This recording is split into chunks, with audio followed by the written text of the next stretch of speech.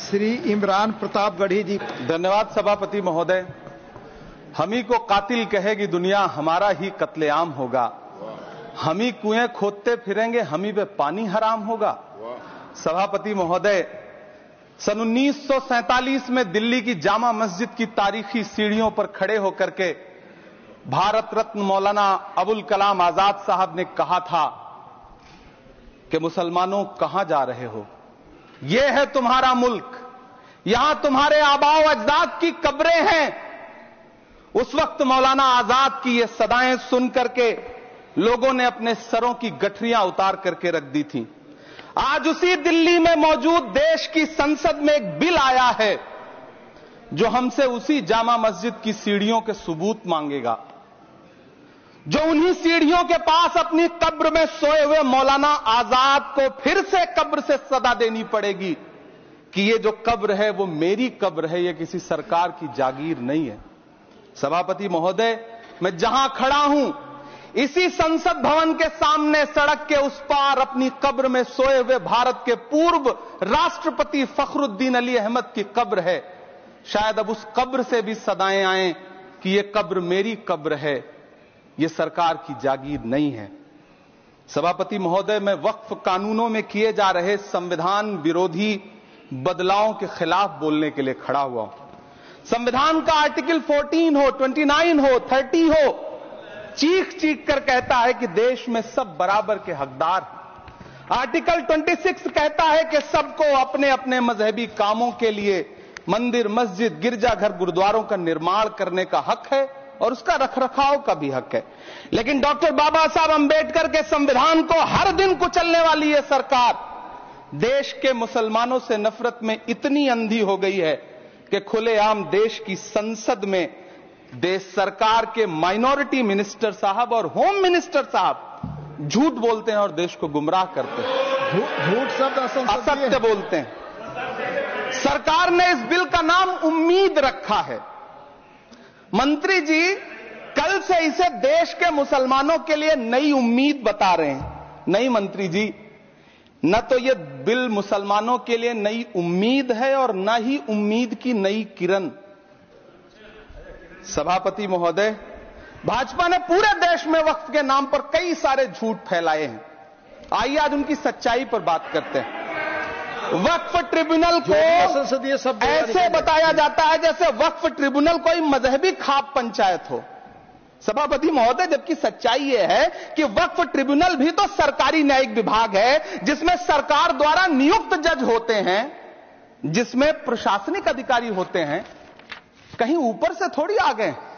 सभापति महोदय, देश के गृह मंत्री जी ने इसी सदन में कहा कि वक्फ ट्रिब्यूनल के फैसले के खिलाफ कोई कोर्ट नहीं जा सकता, जबकि सच यह है कि वक्फ एक्ट 1995 की धारा 83(9) के तहत हाई कोर्ट वक्फ ट्रिब्यूनल के फैसले की न सिर्फ समीक्षा कर सकता है बल्कि उसे बदल भी सकता है। सच तो यह है कि वक्फ बोर्ड खुद अपनी जमीनों के लिए कई सारी कोर्ट में मुकदमे लड़ रहा है।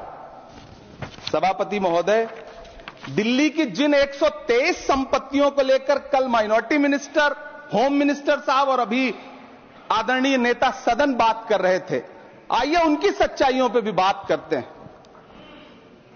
1911 में जब अंग्रेजी हुकूमत ने कोलकाता के बजाय दिल्ली को राजधानी बनाने का फैसला किया तो रायसीना हिल्स के चारों तरफ जो मुसलमानों की ढेर सारी जमीनें थी उनको एक्वायर किया गया और लुटियन को इसकी तामीर की जिम्मेदारी सौंपी गई।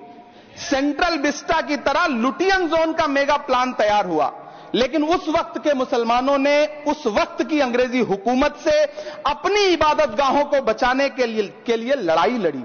मामला ब्रिटिश गवर्नमेंट तक पहुंचा। तब यह तय हुआ कि वो जो धार्मिक स्थल हैं उन्हें जस का तस रहने दिया जाएगा।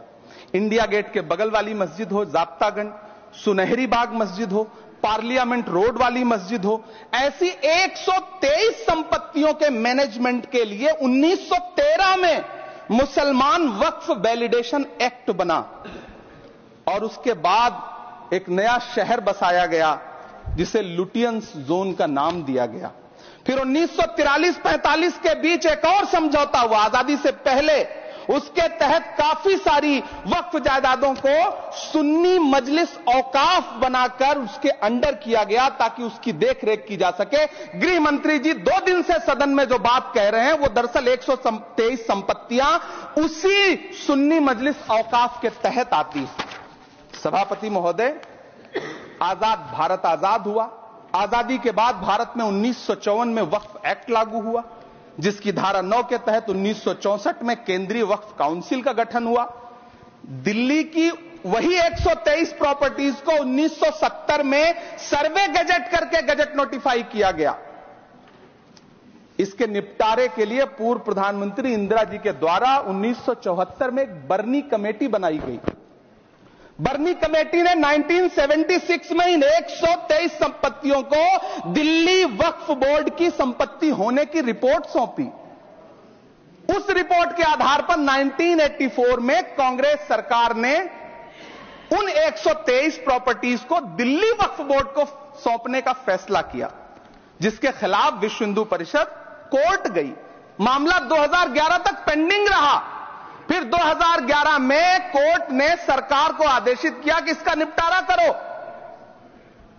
तब 2013 में तत्कालीन यूपीए सरकार ने दिल्ली की उन्हीं 123 जायदादों को बर्नी कमेटी की सिफारिशों के मुताबिक वक्फ बोर्ड के हवाले किया। यही वो प्रॉपर्टीज हैं जिनके नाम से गृह मंत्री जी कल से कांग्रेस को कोस रहे हैं। फिर आई 2014 में भाजपा की सरकार, जो तब से इन जमीनों को हड़पने की साजिश कर रही है। जिस बिल को मुसलमानों के हुकूक की हिफाजत करने वाला बिल बताया जा रहा है, उसी को पेश करने के लिए और उस पर बात करने के लिए लोकसभा में भाजपा सरकार के पास एक भी मुस्लिम सांसद नहीं है। जिस वक्त, मैं लोकसभा कह रहा हूं, सुना करिए, जिस वक्फ बिल को मुस्लिम महिलाओं को हक दिलाने वाला बताया जा रहा है, उसे संसद में पेश करने वाली पार्टी के पास न तो राज्यसभा में, न लोकसभा में, न देश की किसी विधानसभा में एक भी मुस्लिम महिला सदस्य नहीं। कल किरण रिजिजू जी कह रहे थे कि रेलवे की जमीनें देश की जमीनें हैं, डिफेंस की जमीनें देश की जमीनें हैं। हां मंत्री जी, हैं, बिल्कुल हैं। ये जो वक्फ की जमीनें हैं, ये हमारे पुरखों ने धार्मिक कामों के लिए डोनेट किया है। तो हम भी तो इसी देश के नागरिक हैं, हम भी तो इसी देश के बेटे हैं। तो वक्फ की जमीनें भी तो इसी देश की जमीनें हैं, उनको पराया क्यों बोलते हैं आप? सभापति महोदय, अशफाकुल्लाह खान जब फैजाबाद की जेल में फांसी के फंदे पर झूल रहे थे, तो इसी देश की जमीन के लिए झूल रहे थे ना। सभापति महोदय, अंडमान की जेल में काला पानी की सजा काटकर अपनी जान देने वाले मौलाना फजले हक खैराबादी हो या शेर खान अफरीदी हो, वो भी तो इसी जमीन के लिए अपनी जान दे रहे थे ना। सभापति महोदय, पाकिस्तान के खिलाफ लड़ते हुए अपनी जान देने वाले महावीर चक्र विजेता ब्रिगेडियर उस्मान हो या पाकिस्तान के पैटर्न टैंक उड़ाने वाला परमवीर चक्र विजेता वीर अब्दुल हमीद हो, वो भी तो इसी जमीन के लिए अपनी जान दे रहा था ना। और मंत्री जी, मैं इस सदन में अलल ऐलान ये कहता हूं कि जब भी इस देश की जमीन को लहू की जरूरत होगी, आपसे 2 कदम आगे इमरान खड़ा मिलेगा, ये मैं आपसे यकीन दिलाते हुए कह रहा हूं। सभापति महोदय, मैं सरकार से कहना चाहता हूं, हमसे हमारी इबादत गाहें तो मत छीनिए ना, हमारे घरों पे बुलडोजर तो मत चलाइए ना, हमारी कब्रों में तो हमें सुकून से सोने दीजिए ना। सभापति महोदय, माइनॉरिटी मिनिस्ट्री का बजट कट करके, मुस्लिम बच्चों की स्कॉलरशिप बंद करके अब सरकार कह रही है कि हम वक्फ की आमदनी से गरीब मुसलमानों का भला करेंगे। गुजरात की बेटी बिल्किस के बलात्कारियों की रिहाई के बाद उन्हें माला पहनाने वाली लोगों के नेता ये कह रहे हैं कि यह बिल मुस्लिम महिलाओं को उनका हक दिलाएगा। धन्यवाद मोदी जी, क्या बढ़िया सौगातें मोदी दे रहे हैं आप। पहले हमें गुजराते मोदी दिया, आप सौगातें मोदी दे रहे हैं।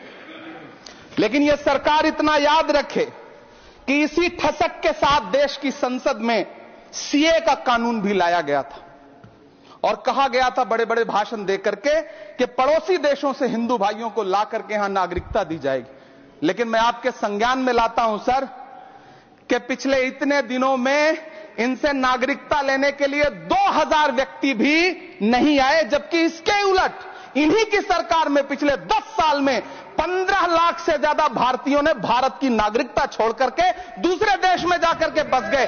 यह हुआ उस कानून का अंजाम। सभापति महोदय, इसी तरह की जिद के साथ किसानों के खिलाफ भी कानून लाए गए थे। जिस तरह आज वक्फ के फायदे गिनाए जा रहे हैं, उसी तरह से किसानों को भी कृषि कानूनों के फायदे गिनाए गए थे। लेकिन अंजाम क्या हुआ? 700 किसानों की शहादत लेने के बाद सरकार को अन्नदाता किसानों के सामने घुटने टेकने पड़े और कृषि कानून वापस लेने पड़े। जिल्ले इलाही, जमहूरियत जो है वो नफरत और ठसक से नहीं चलती है, अकड़ से नहीं चलती है।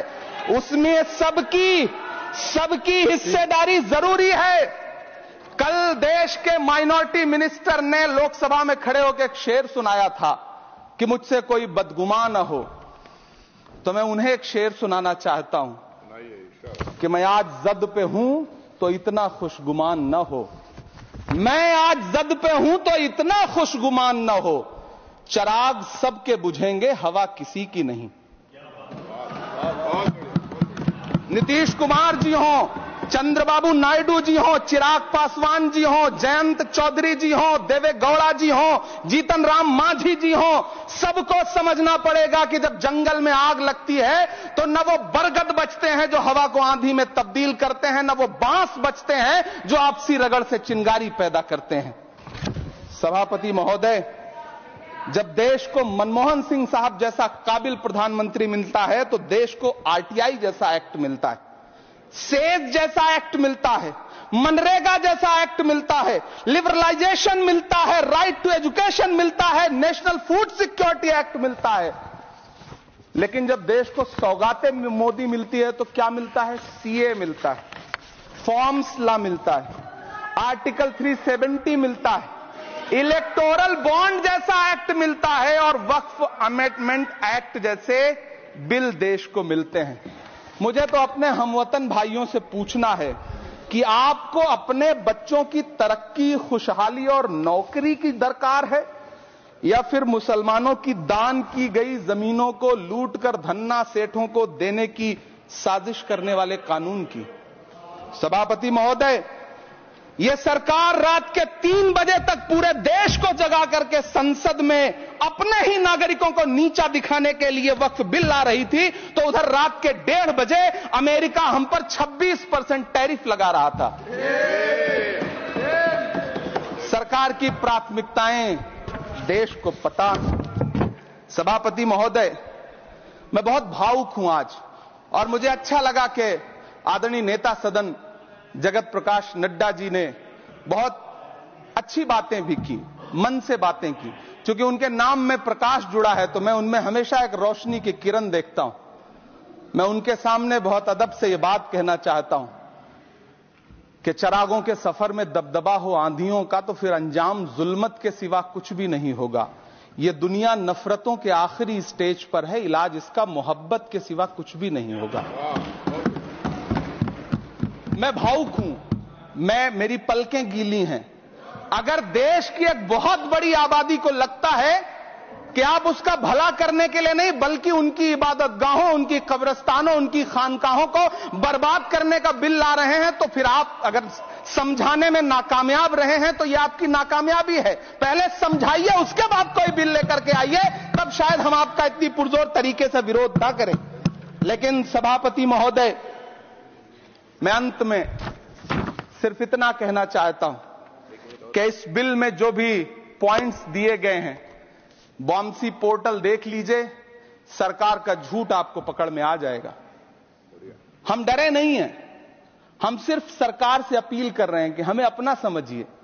हम आपके अपने हैं, इस देश के नागरिक हैं और आप ताकत में हैं। संख्या बल के आधार पर बिल हो सकता है आप पास करा लें, लेकिन आपको यह बात समझनी पड़ेगी कि हम तो वो तारीख हैं, जहनों में रहना है जिसे, कागजी पुर्जे नहीं जो फाड़ डाले जाएंगे।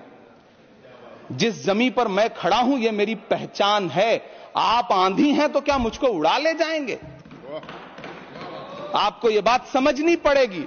आपको अगर इतना विपक्ष की तरफ से पहले जेपीसी में इतने सारे पॉइंट्स आए और उसके बाद कल से लोकसभा में और राज्यसभा में सुझाव आप सुनने को तैयार नहीं है, लोगों की शंका को दूर करने के बारे में आप बिल्कुल सोच नहीं रहे, बस आप कह रहे हैं यह बिल उम्मीद की नई किरण है। नहीं साहब, इसे भले किरण जी लेके आए हैं, लेकिन ये उम्मीद की नहीं बल्कि नाउम्मीदी की किरण है। और इस देश की एक बहुत बड़ी आबादी इस बात से खदशे में है, शक में है कि आप सीधे उनकी जमीनों को लूट करके धन्ना सेठों को बेचना चाहते हैं। मेरी अब भी आपसे अपील है कि इस बिल को वापस लीजिए। यह बिल कहीं से आपके अपने नागरिकों के लिए अच्छा नहीं है। यह बिल सिर्फ इस देश के मुसलमानों को नीचा दिखाने का और अपने एक ऐसे मतदाता वर्ग को खुश करने का बिल है जिनको इस बिल के पास हो जाने से कुछ मिलेगा भी नहीं, लेकिन आप एक नैरेटिव देना चाहते हैं, एक मैसेज देना चाहते हैं।